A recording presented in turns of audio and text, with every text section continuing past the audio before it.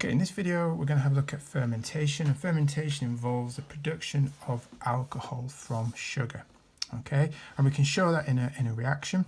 So here's my word equation for this to take place. So here's my glucose solution, my sugar solution.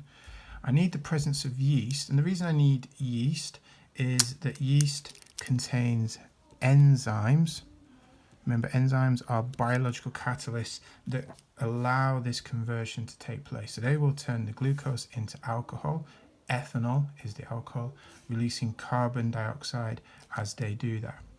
I can turn that into a balanced equation. This is one of my favorite formulas in chemistry. C6H12O6 is glucose.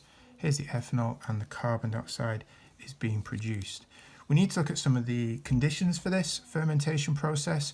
Because yeast is a living organism, we have to be careful with this. So we need a temperature of between 30 to 40 degrees. If it gets hotter than this, then the enzymes in the yeast will denature, and therefore it will stop to function, and we won't get this reaction taking place. Other condition is it has to be anaerobic conditions. Anaerobic means no oxygen is present. Oxygen being present would cause oxidation of the alcohol, and that wouldn't be good. That would cause this, in this example here, to turn into ethanoic acid, which is vinegar. We definitely don't want that to be happening in this production process.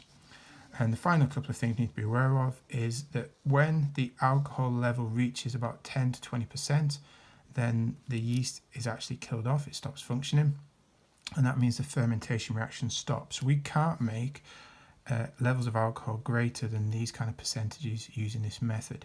If we want to increase the amount of alcohol, the concentration of alcohol, then we have to use a process called fractional distillation to do that, and there'll be a separate video explaining how that process works to increase the concentration of alcohol.